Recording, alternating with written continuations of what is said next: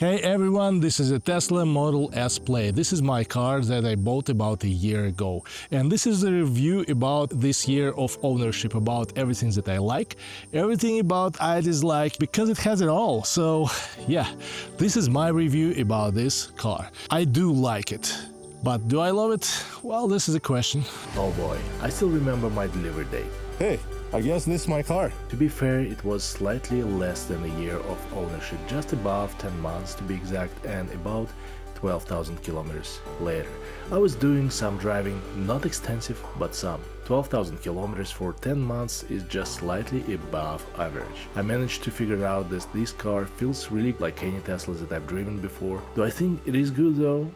Well, this car is amazing and it's going to be a perfect fit for many. The fact that it can go from 0 to 60 in 2 seconds, staying in a form factor of a 4-door hatchback, is crazy and should be physically impossible, but it is possible as we can see, and it's just behind my back. But do I love it? Well, and the answer is no.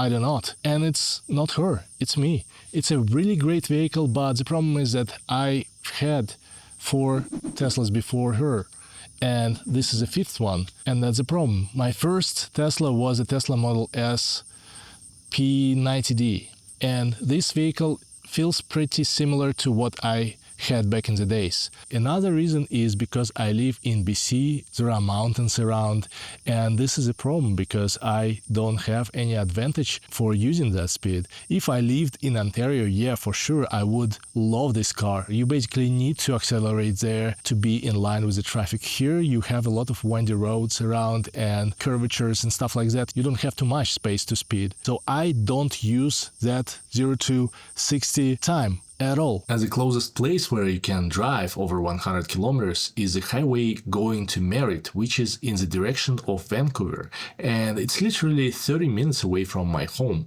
which is quite far. And needless to say that besides sometimes going to Vancouver, I never go in that direction. Although going somewhere is not a big problem, because this car has a great official range of 578 kilometers for this trim and for these wheels. For the wheels, I picked these wheels.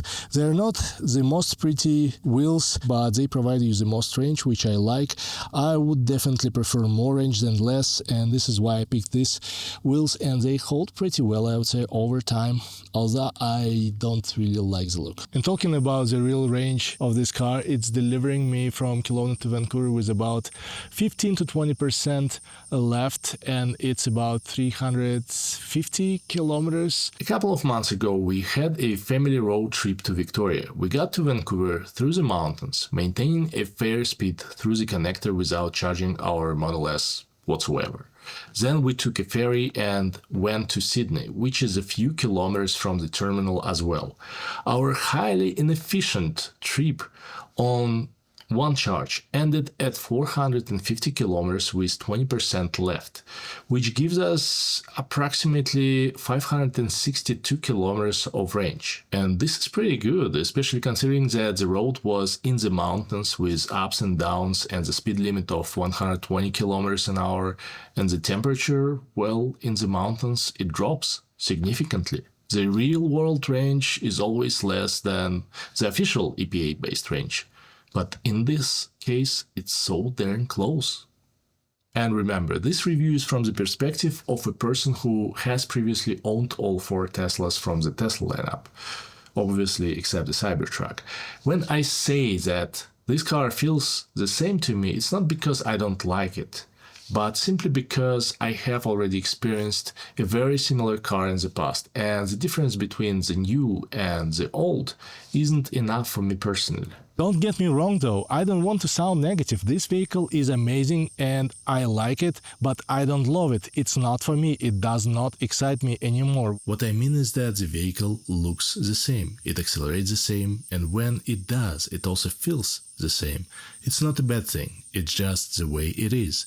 The only significant visual change is the interior. But overall, it's not offering you something new besides FSD and software features. Talking about software, this is the most interesting and exciting thing for me in Teslas. And the good thing about that is that software is pretty much similar across the whole Tesla lineup. So basically you can buy the simplest Tesla Model 3 and it will have the same software from Tesla in that vehicle as you might have from this one, besides some UI differences and other little quirks. Look at that, oh my god, so many of them.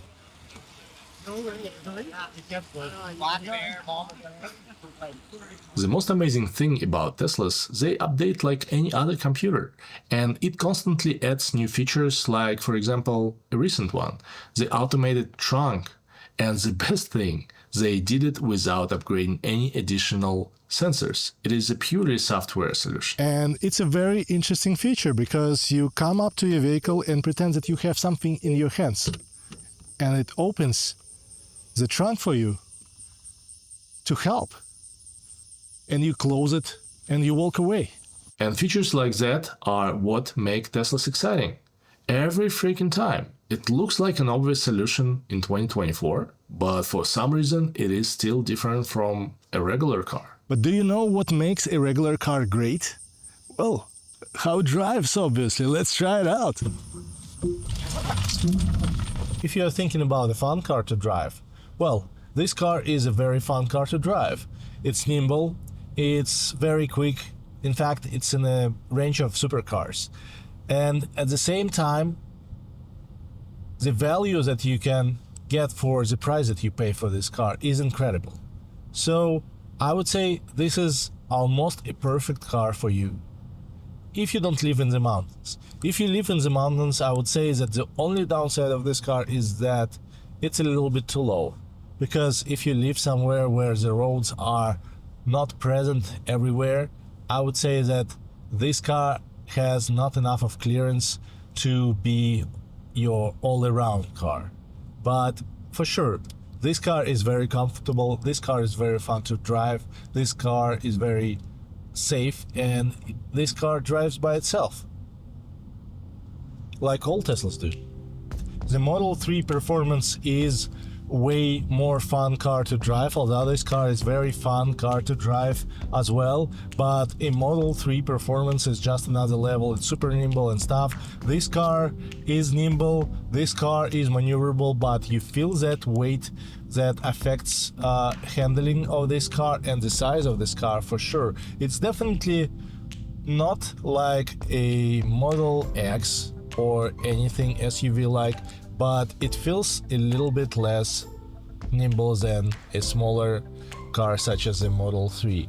And talking about driving this car, this is some kind of a multi-layer thing about driving this car, because most of the time you are just sitting like this and the car is driving for yourself, and with the version 12 FSD full self-driving, it is doing it pretty well. So I think this is an amazing car if you want to get from point A to point B and just relax, and I consider that as a real luxury feature.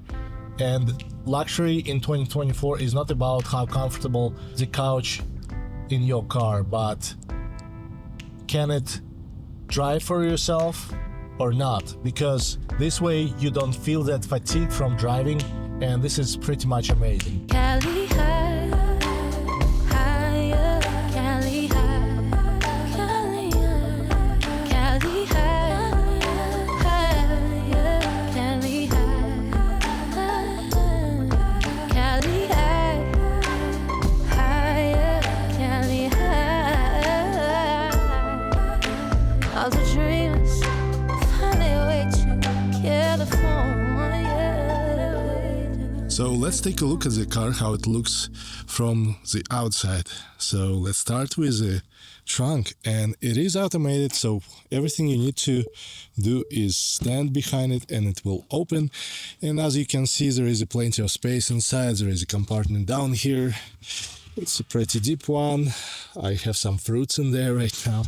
There is also a compartment on the right, on the smaller side, but I keep there some smaller things as well, and there is a small compartment, or medium-sized compartment I would say here, with some water bottles in there for me, and you can have even more space if you lower down these guys like so, and you have plenty of space in this car. There is a lot of space in this car, but it's less than in the Model Y because the Model S is obviously lower. And if we talk about the horizontal space, well, I'm tall and I slept in this car without any issues, but I needed to lie down diagonally. So basically inside here,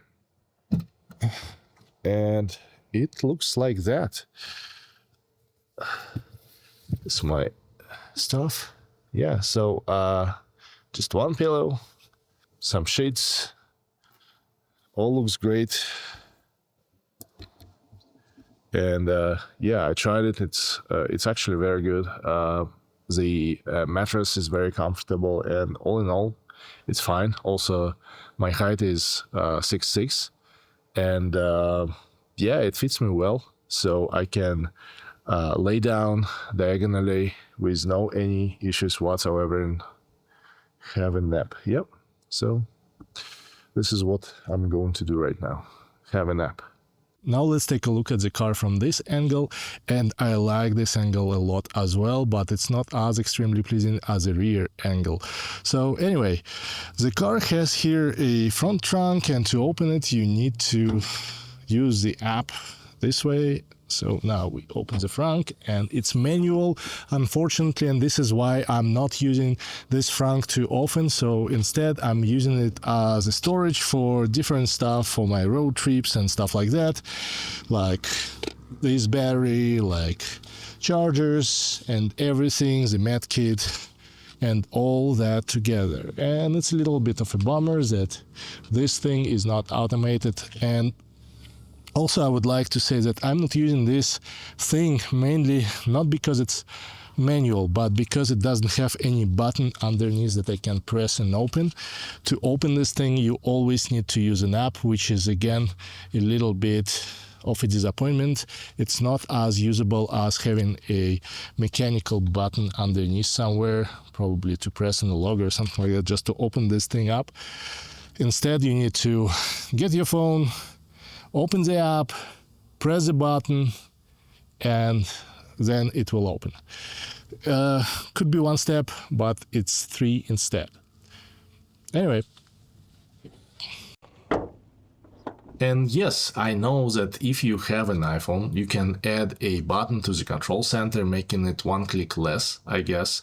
But again, it's not as convenient as it was before when you had a button on a key fob. I want to remind you that the older Teslas required a key fob for access, and while I generally hate key fobs because regular access from your phone is 1,000 times more convenient solution, it has a button. Also, the Cybertruck has a physical button for the Frunk on the truck itself, and I think that this is the way to go, and this is what would make this space more useful. Okay, now let's take a look what is going on in the back of the car. This seat is moved back for my driving position, and if I sit here I won't have any space for my legs at all. I'll try to show you that this is what I got, and I barely can squeeze in here and sit, well, sort of this way, which is definitely not ideal. And talking about my headroom, I am touching the roof with my head. I'm 6'6", and if I am sitting straight here, I'm touching the roof, and I would say if you're taller than me, you would definitely struggle on the back seat here. And yeah, totally, it's not like everyone walking around taller than me, so this problem is probably exaggerated. But I have 2 boys, and they are going to be either as tall as I am or even taller, and it might become a problem in the future. They actually already complaining, and they like my wife's Model Y a little bit more because it is roomier, so it is what it is. Okay, now let's talk about the driver position, what I like and what I dislike about this all from the driver's perspective. Many people think that the yoke is kind of a gimmick thing, and I have mixed feelings about it. Yes, it is definitely less comfortable than a regular round wheel because of the physics, and it's easier to control something that is round instead of something that's shaped this way. So this thing, you get used to this. And this thing is pretty comfortable to maneuver your vehicle on parking lots and stuff like that. And it is more comfortable to use when you are driving on a highway at higher speeds because you don't need so much of a turning radius. Would I buy yoke next time? No, I don't think so. But do I think that it was a mistake of buying yoke instead of a steering wheel? Again, no, because I like the new experience, I like something new. But again, I would prefer a regular steering wheel and lack of the screen here, and I would prefer to have more information here instead, because on this screen they show your FSD data and you cannot see what is going on around your car like in a Model Y and a Model 3, because this thing is not a touch screen. This is just a regular screen, and this is a touch screen, but they don't have any FSD data on this thing. So it's kind of, I would say, confusing difference, and I would prefer to have everything to be accessible on this screen. And it is actually very odd how your sentiments about something can change over the years. I remember when the Model 3 was announced, I thought, ew, it doesn't have the front screen. And then I tried one and actually enjoyed driving without it, especially at night, because there is no any distraction in front of your eyes whatsoever. And now when I got it back, I just think it's not necessary. It feels strange. But I think changing your opinion about different things as you grow up and get more information is a healthy thing. On another hand, because they don't show here any FSD data from your driving, you have a full access to your map, which I really love. And you have more of a screen real estate because they don't show anything FSD related on this particular screen. And I have some mixed feelings about it. Okay, what else should we say about the Model S Plaid?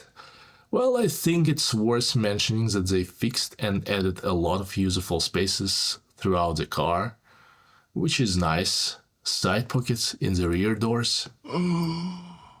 Talking about compartments, I like the amount of space in this car and how it's designed. So you have your cup holders, you have your compartment here, you can close it and have just access to your cup holders or just close it completely. You have a lot of space here and you can have even more here, and you can buy some extra accessories to put them inside there. And the glove box, well, it's probably the least useful compartment here, but anyway. So this is my review of the Model S Plaid. The next video I publish will be about the next vehicle I'm buying, and I recommend subscribing to this channel so you don't miss it. However, you are an adult person, you probably have mustache, and you definitely can choose your own destiny, and this is one of those choices. I'm just kidding. Thank you for your time.